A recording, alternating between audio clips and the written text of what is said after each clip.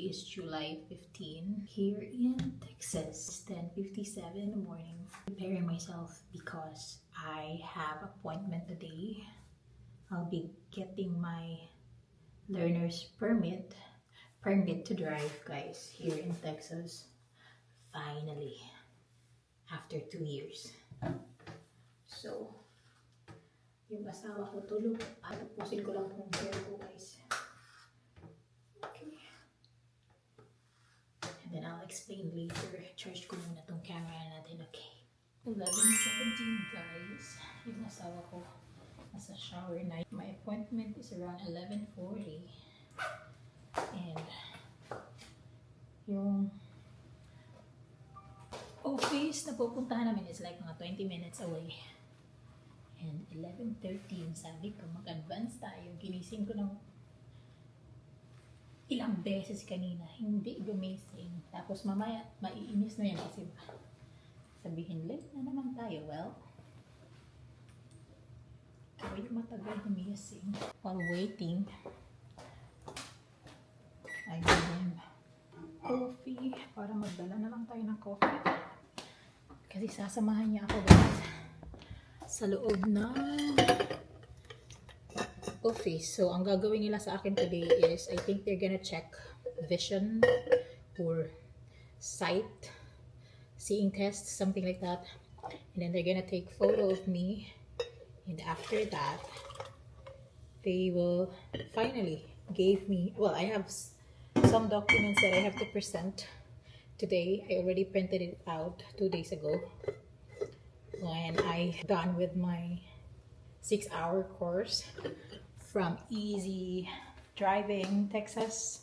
Ililink ko yung link or I'm gonna just post it here. If you guys just got here in the States and you wanted to start again when it comes to like driving, kasi sobrang different yung driving from the Philippines to here. They are more strict here in the States. Hindi siya basta-basta. You cannot like bribe somebody and just give you a driver's license. No, it's not gonna happen here. And since it's been 2 years na hindi ako nag-drive, I mean, I was driving in the Philippines but it was different. Motorcycle yun eh. So, I was telling my husband na meron kasing 2 choices when it comes to getting your learner's permit. Either you just go ahead to the office and then do your written test, and if you pass, then you get it. Or you will be doing an online course, 6-hour. So they're going to like take a lot of different things when it comes to driving, traffic laws, sign, speeds, like etc. a lot of things. So I decided now I have to do it again, the course, because 2 years is a long time, and it's, I mean, like basic things I can be able to understand things, but of course I still wanted to learn better because maybe there are different knowledge na ma-learn ko from here compared to the Philippines, right? So, but it's a little similar, but here there's more than there's more to it. I don't know how to explain it better, but again, if you guys are here in the States and you wanted to start getting your learner's permit so you're able to drive with, of course, somebody who had a driver's license here in the States. So yeah, I would advise you to research for any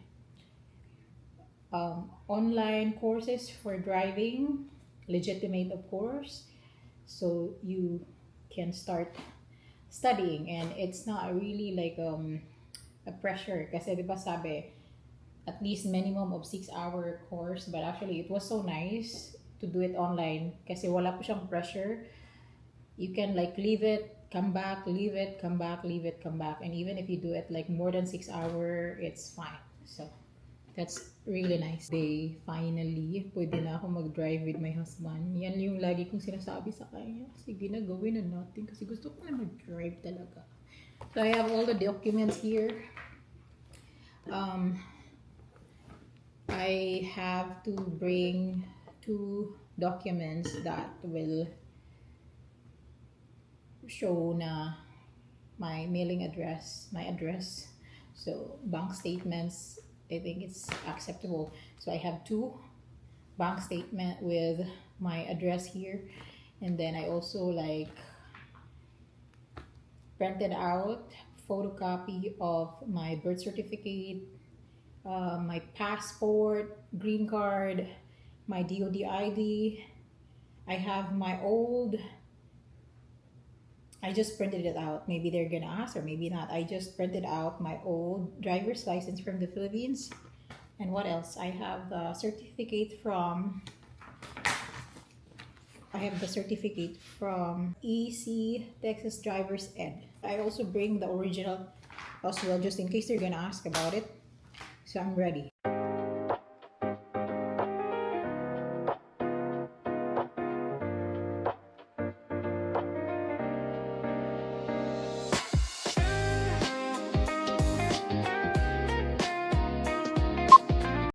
This camera is so slow. We're stopping by for coffee. We are here downtown, guys. Tavo Coffee Co. First time here. So let's see what coffee they have. Oh, they have latte. That's good.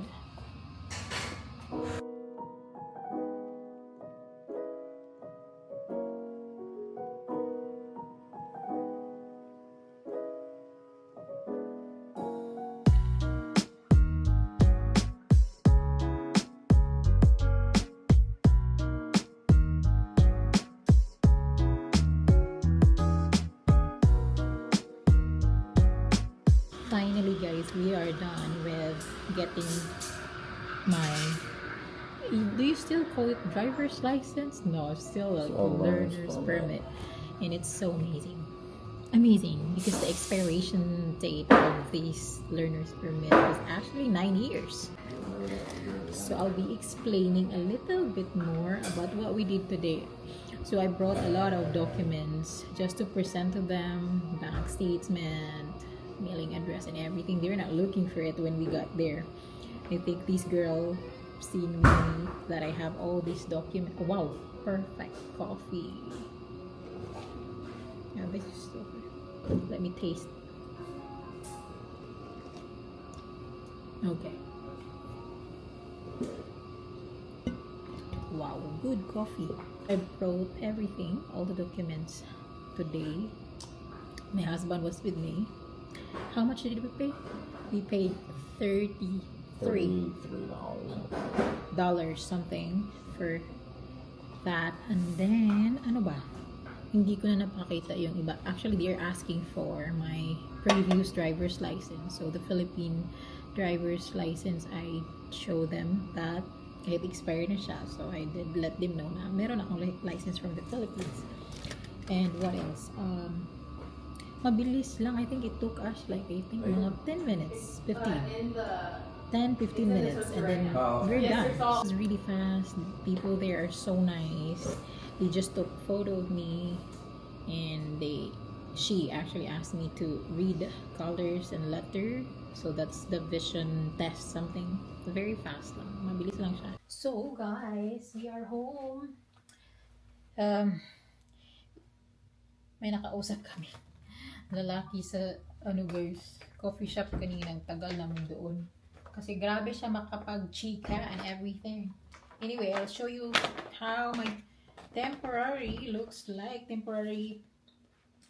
learner's permit looks like. It's just a piece of paper, but they're gonna mail me the real, the real thing. I mean, the real card, driver's license, whatever. So, yes! Got it. Temporary paper lang to. But I can actually start na driving with my husband right now with this paper thing. So finally, after 2 years, bugging my husband that I have to get my learner's permit so I can start driving. Again, I've been explaining this a lot of times. Like if you're here in the States, you're a Filipina, or even if you're not a Filipina, you're from a different country. When you get here, it's so hard for you to go places to places without driving. Kasi wala po sila ditong mga tricycle. Wala sila ditong van, walang bus. Well, they have but one bus transportation, public bus, but it's totally different from the Philippines. Here, you need to learn how to drive. So, are we going? I'm smiling, but my eyes so big. Sobrang lakas ng ulan dito for the past 3 days. Hindi ako makagalaw sa labas. So, ang dami kong mga gagawin outside. Tinanggal ko yung ibang mga flowers, guys. Especially yung zinnia kasi nagiging leggy na siya at the same time. Parang hindi na siya maganda tingnan. So, some of the flowers outside, I already like take it out. So, papalitan natin siya or whatever. Pero yung rose natin, oh my gosh, I'm so happy kasi yung aking Lady of Charlotte, binigyan na niya ako ng flowers. So, I've been praying for that rose a long time na please lang, mag-flower ka na to sis. I already saw two blooms from that rose. So, I'm so happy with that rose, guys. Anyway, yung kids tulog pa. Ano bang gagawin namin today? Ay, meron pa pala kaming gagawin, but I'm gonna film that to another vlog. Para marami tayong machika. Machika-chika ta, guys. Kasi ang dami kong ichichika for the past 5 months. Ang dami kong hindi nagagawa sa vlog natin kasi nga natigil ako, guys. Natigil ako kasi para akong, I don't know how to explain that one. But I'll start again. Restart. Magre-restart na tayo, guys. Magwa-vlog na ako, I promise. And tagal natin hindi nag-uusap. Anyway. Okay na ba? Tingnan nyo naman yung aking pambansang. Malaki na talaga siya. Ano bang gagawin ko? Lilinisin ko pala itong closet. Ang dami naming damit. Gusto kong mag-let go ng closet. Ang isa ayaw mag-let go. Mag-change na ako, guys. Mamaya alis kami. Hey, guys. Asa naman ito kung nag-mix? Mix naman niya akong ano. How many? Jeez. Here.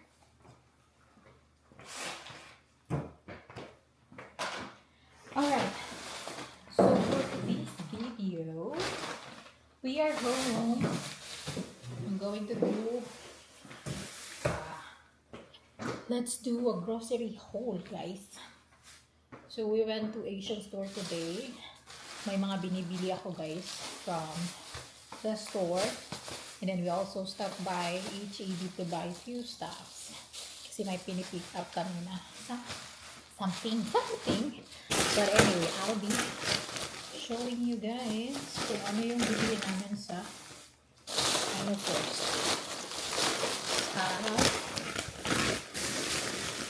Ito Asian store, grocery. Kasi ang tagal ko nang nagpunta doon. It's been a long time since the last time I was there in Asian store. And let's do this. Alright. I got Sky Flakes. I always have something to bite with my coffee, guys. So I got this one. Last time they don't have this on stock. So this time they have. So I grabbed one. And then also our favorite. Ito yung panghimagas ng lahat. Favorite. Candy. Kopiko. And we also got some snacks. Sweet corn. We've got pulburon. I think this one is from the Philippines. No, it's not. Maybe. I'm not sure. Basta pulburon. Sa Pilipinas, masarap yan, guys. Bata ako, kinakain namin yan. Uwishi. Ito yung regular na uwishi. And this one, I've got the spicy uwishi. Like here nung bata kami, we have this uwishi in a very small packet. So, meron yung tagpiso pa noong bata ako, guys. But I don't think they still have that one. Wala na yun. I think they already like get rid of it and then replace it with bigger bags. So, pancit canton kasi Di ko requested. Sabi niya gusto niya ng pancit canton. And then, this one is Lucky Me instant noodles. I also got Otak. I also got Bulalo. And I got here mga pan pang ano sa aking kape, and then the other things from there. Meron din ako bumili akong, ay malaki pala yung binili ko guys, Mang Tomas. Masarap to pag nagprito ako ng fish or meat, any meat. And then dato puti na vinegar. I also got na Silver's one na toyo. Last time wala to guys. And then wala silang century tuna na yung regular na century tuna. So yung kinuha lang namin is lang hot and spicy. Hot and spicy. And also sardinas. Yeah, we got sardinas. That's it. And the rest of this is from HEB. So, let me put this all away kasi meron kaming meat and ice cream na binili. So, where is that? Ayan. Hopefully magkasya pa po. Let's do this kasya. Ang daming grocery. Let's kasya this one. Ice cream.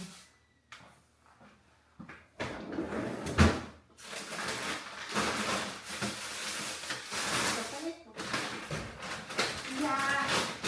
Good.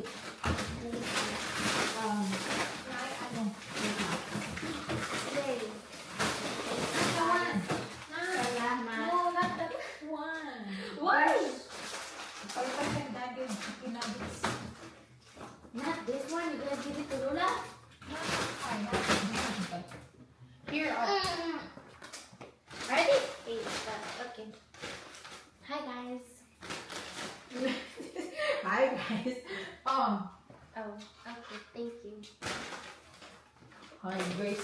Wala rin siya nag-map agad-agad. I did, Mom. You did not.